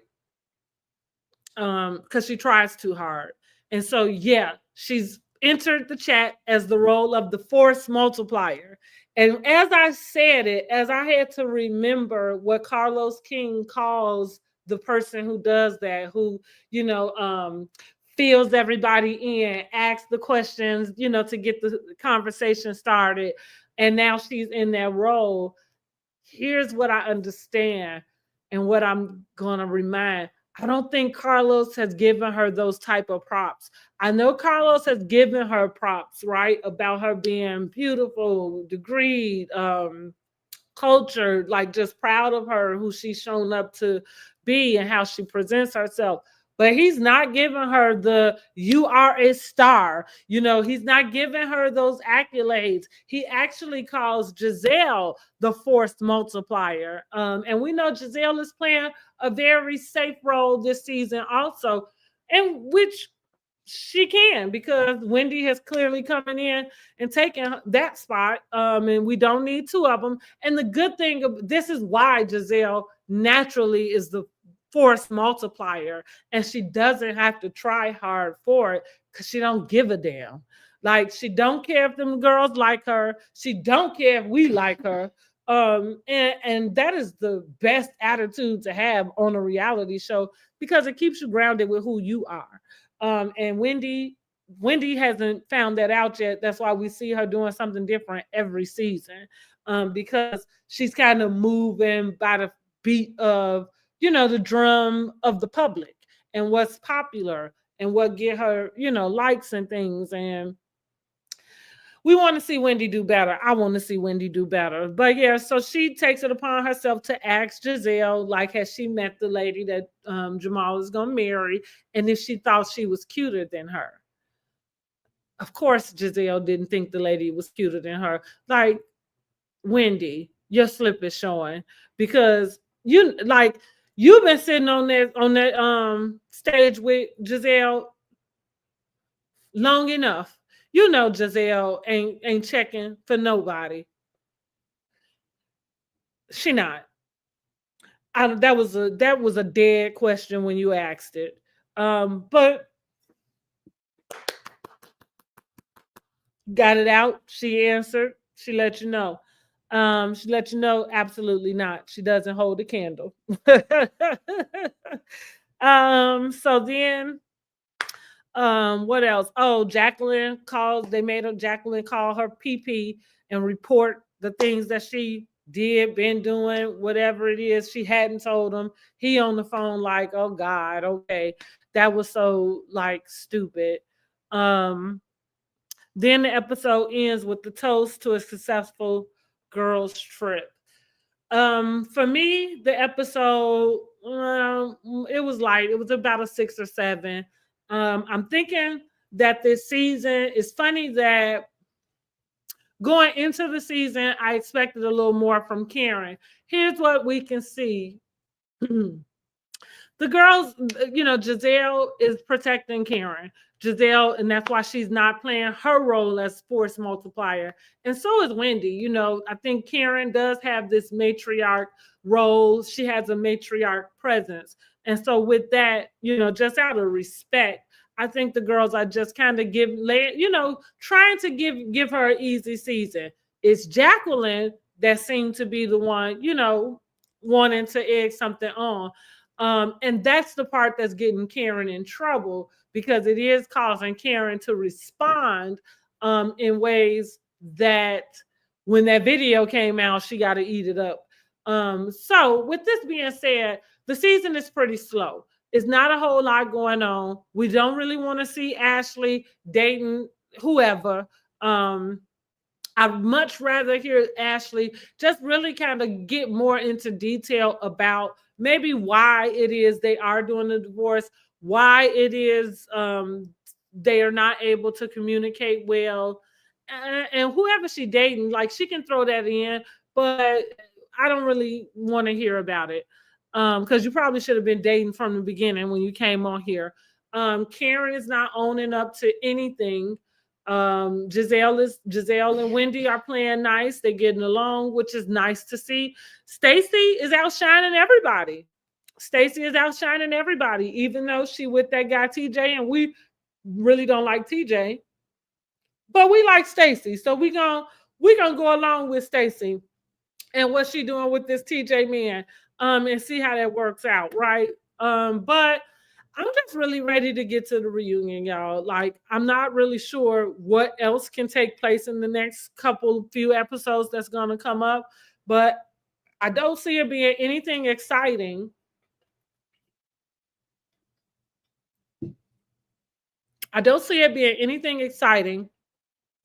And the fact that Karen is not at the reunion, I can't imagine what they're talking about at the reunion, because we have heard enough about Mia twisting this story around with the paternity test and and Gordon and his mental health issues, and like I really think she got mental health issues, if you ask me.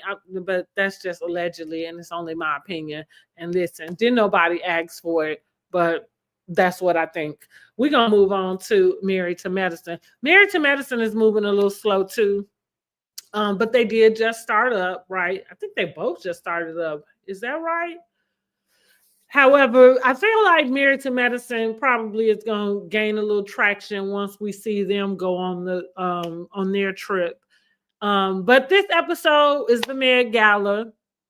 And it opens up, let's see, the episode opens up. Dr. Scott is getting some Botox.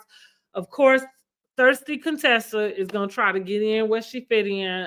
What do we think about men getting Botox, huh? I'm okay with it. If it falls in line with their wheelhouse, like that seems to be what goes on in that office, some of it anyway. So, and as long as it's not overboard, like he's not sitting in somebody's plastic surgeon office, getting a little Botox, fine, keep your little self together. I guess, Scott, but it would have been better if he would have let his wife give him the injections, because you just came, the last time we saw you, it was this whole to do about you cheating on your wife and, all this innuendo. So it just would have looked better if we can actually see them on some united front, as opposed to seeing them act and behave the same way they had been behaving, and then you holding a grudge out with Dr. Heavenly because she had an opinion about it. Her opinion, goes too far. We all agree about that. But it just seems like y'all ignoring the problem between y'all two and making it a problem with Dr. Heavenly. So I gotta agree with Dr. Heavenly on that. Contessa should not have come back this season. She does not need to be on the show at all. Just because she's not in a position where she wants to be honest about her relationship. And so for that, what else do we need to see? Because you're gonna get mad at Dr. Heavenly for real. And that tough girl act, what did Monique say? Keep it on the playground. Keep it on the playground, like it's childish. Like, what that lady was saying, and what was presented. So it just would look better if you just went ahead and addressed that the way that you should. Leave Dr. Heavenly out of it. Quad gives Phaedra the rundown as they on their way to Dr. Heavenly. So the ladies are going to meet up at Dr. Heavenly's to celebrate her son Zachary. They are showing Dr. Heavenly's kids a lot more. And Zachary just graduated college. He is on his way to Meharry Medical School to go to dental school. Shouts out to Dr. Heavenly and to Zachary. We're going to give a hand clap for that. This is the Black excellence that we want to see and we talk about. We want to see that, and it's very encouraging for other families to be able to see it. Now I guess, the unfortunate part about having doctors as parents and then you being able to be a doctor, and they made a point to let us know that, only 6% of the doctors in the world are African American. And of course, that is a very low percentage. But, the unfortunate part about that is generational cursing in a sense, because of course it's much easier when your parents are doctors for you to go to medical school in terms of money, ability, access, and everything. However, I'm of the belief that nobody should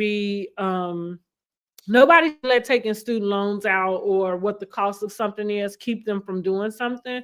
Becoming a doctor, making some type of staple in the world as an African American is always commendable and always something that I love to see. So we're really glad that they are showing us more of that. And I think that Dr. Heavenly finally picked up on it. Like, she better show something before they come attacking her marriage, which they already have. But much like Marceau and Tisha, Dr. Daddy and Dr. Heavenly seem to have a united front about how they move, what they're going to discuss, what's okay, and that they're going to stick together. I don't see anything wrong with it. But anyway, quiet. Let's Phaedra know that Dr. Jackie is a little nervous about her involvement in the Med Gala. Jackie is having a conversation with Dr. Simone about her being nervous about Phaedra, that Phaedra is not really, she's not answering the text messages. Basically, she hasn't raised any money. She ain't did nothing yet. And so she's nervous about that. Well, Phaedra decide, when they get to Heavenly's house, it's discussed that Heavenly has been made the co-chair, which Phaedra gets in her feelings about it. And she lets them know, which I didn't like this. She lets them know, like, I'm not gonna let some bitches like y'all make it seem like I can't do what I said I did. And Quad say, wait a minute, hold on, bees like us? Yeah, I wanted her to elaborate on that because I thought that was a bit crass and out of place and out of bounds. And that's what Phaedra's problem is sometimes. Because let me read her down for a moment. When you're talking to a doctor, at least that's a career. You know, you talk about, I have many jobs. Well, so does a lot of people in this world. You know what I mean? They going from Target to the warehouse, to the Amazon, to the FedEx. That's jobs, right? You know what I mean? Then maybe you own many businesses and you collect revenue from those businesses, but to turn around and talk about, I have jobs, well, how the hell do you have time to film if you have jobs? Because if you had jobs, then that means you needed time to go work those jobs so you can get the money. Now, you might have many businesses, but I'm gonna need you to get your vernacular. I'm gonna need you to spruce it up a little bit. Stop trying to play somebody. And especially now, you could have used that. You could use that saying, I have jobs with those Atlanta housewives, because none of them have jobs or a job. But when you're talking to a group of doctors, honey, you done went too far. And you are a lawyer. We don't know if she practicing still. She is an Esquire, went to law school. We don't know if the license, I'm going to assume her license is still active. But yeah, the whole, I have jobs, I don't think it's a read. I think it's low-hanging fruit. And I think you should give it up. It really kind of annoyed me. I'm really annoyed with Phaedra anyway. So yeah, I said you need to. It's no wonder that you over with the Atlanta Housewives, because that's where you need to be. That's where you fit in at. You don't fit in with this group of girls, and it has nothing to do with them not liking to have fun. It just has to do with they are out your league. Now, I said it. They out her league. I don't care how many jobs she has. They out of her league. Toya brings up to Heavenly that she needs to apologize to Contessa about the Yo Mama. That's when Heavenly brings up Phaedra and the co-chair position, because Heavenly is not going to address that at all. Let's see. Toya asks Quad what's she doing to get that Range Rover or Rolls Royce when she ain't got no ring, no baby, or none of that. Like, y'all just dating. Like, what you doing? That was a bit much, honey. Don't worry about it. But maybe she needed to know, because she might be wanting the Rolls Royce herself. So maybe she wanted to take some notes, like, because I'm married, honey. Now, how you get that? But Eugene has bought you 5 houses, so you doing all right. Let's see. Let's see what else happens. Dr. Damon and Dr. Greg. So we get down to the Met Gala. Everybody looked as well as they could. I didn't like Sweet Tea's dress. I didn't prefer Dr. Simone's dress. Dr. Simone looked like she came out of Little House on the Prairie, honey.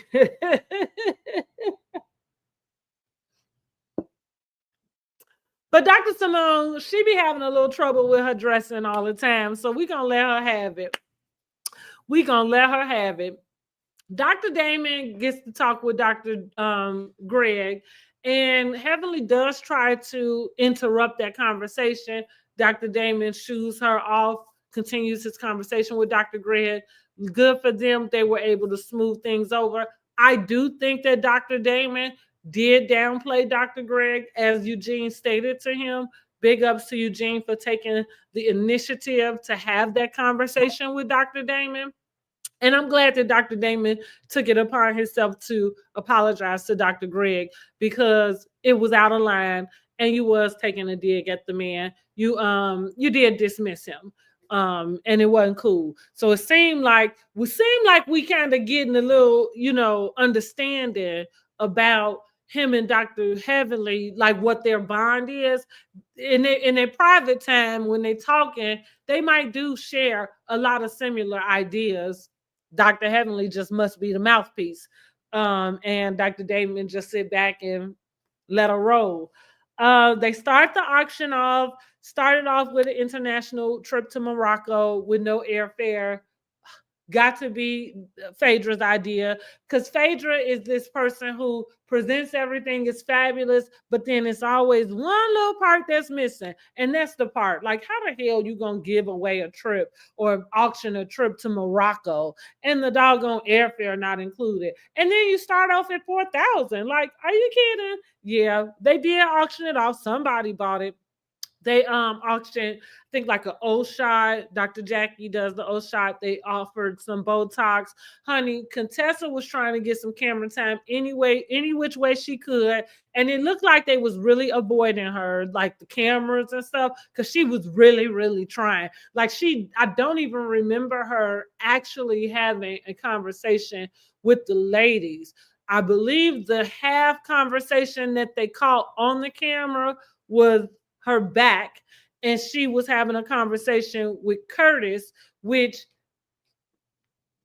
Curtis appears to be cutting off his time on camera too, because even when Quad and King arrived, her boyfriend, and they came over, she introduced King to Curtis, and as soon as she say, "Hey, this is King, and how you doing?" He said, "I'm fine." And so he said, "Well, all right now," like he kind of mosey her on around, as if he didn't want to have that interaction, any more interaction on camera. And if I notice, he's kind of been a little absent from the camera scenes. He's been around with the other men, but not as much as he has in the past. So it just appears to me, maybe he's just busier. But it also appears that he's cutting back on whatever camera time he is doing with the group. And so with that being said, Contessa goes over and has this conversation. That's why we only see the back of them.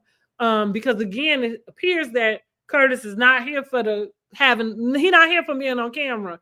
And I don't think he asked her for this information that she gave, or all of it anyway. He may have asked where was Scott. And so she said, "Well, he's just not ready to come around. There's some conversations that, he was privy to, and he just still is really upset with Dr. Heavenly. She just needs to get this out." That's why, and I think that's why the camera crew and anybody was really avoiding her, because we don't want to have this conversation again, and especially not at the Met Gala, because we're trying to keep this as a classy affair and not turn it into WWE, okay? But yeah, she was trying to get on camera any way she could. Good luck to her with that. Quad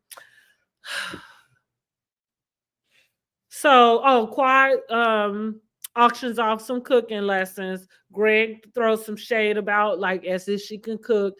Sweet Tea kind of threw him under the bus, told him, like, "You stop lying." Clearly he must have said something about Quad's cooking being good, and Sweet Tea did not forget. So Sweet Tea cut it out. You missed that lady's cooking. Or either, now he did say Sweet Tea can cook, and I believe she can. She from the South. I believe she do cook, but she might not be able to cook that stuff like what Quad be over there cooking. Quad be trying to get it real gourmet style. I believe her. A night with Phaedra. Phaedra had to call somebody from the crew, from the audience, some man that she knew, been knowing for 28 years, and basically forced him to put his card on the line for that $4,000 date for her. Even though after the episode, Dr. Heavenly said that man called everybody he can trying to get his $4,000 back. And she said Dr. Jackie actually did refund the man. So needless to say, whatever we saw on camera with Phaedra, it never turned out to be real. And are we surprised? Because we've seen this before with Phaedra. We've seen it before. Yeah, get your butt on, get your tail over there with the Housewives of Atlanta with all of them shenanigans. Because those shenanigans don't fly over here with Married to Medicine. And that's her problem. That's why she was shading them at the what was it, fan con that they had in Miami. She getting on the stage, they asking her questions about her return to Atlanta, and she just was shading the girls about they don't like to have fun, and and we know that Married to Medicine is like the stepchild, but listen, it's a whole nother group, it's a whole nother setup with them. And so the Housewives of Atlanta, they don't mesh with Married to Medicine, and rightfully so. I don't think that they need to. I don't think there's any comparison to compare the Housewives of Atlanta to Married to Medicine. And so, with that being said, Phaedra, you just didn't fit in. You do think you're more fabulous than them, and you can, maybe you are. That's why you need to get on down the road, girl. Get on down the road. But we're gonna hear more about that man coming back to come get his money, I'm sure. And so let's see how that goes. And I'm figuring that might be how Phaedra ends up making her exit. It's well, I heard that she left after the trip, which they are somehow going to invite Apollo on. It must be that Phaedra is going to invite Apollo. I don't know. We can't wait to see how that pans out. Did Phaedra invite Apollo, or did somebody else from the group invite Apollo? And was that in an attempt to get something else out of Phaedra? Because all the girls this season, that was their mission, is Phaedra ain't giving us nothing. Everybody else got their business plastered out. Like Phaedra, we not here for the child and the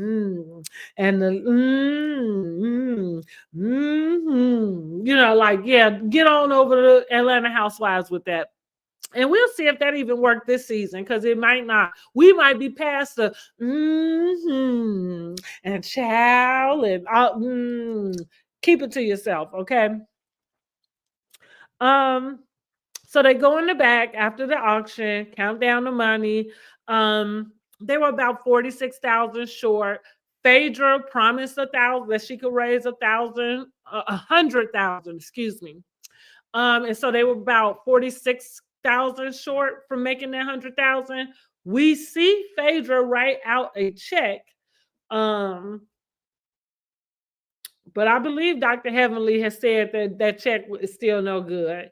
Phaedra did not come with the money, even though she played it like $46,000 was chump change. Maybe it is for her, maybe it is. I'm thinking with the clothes and things that she wears, it should be.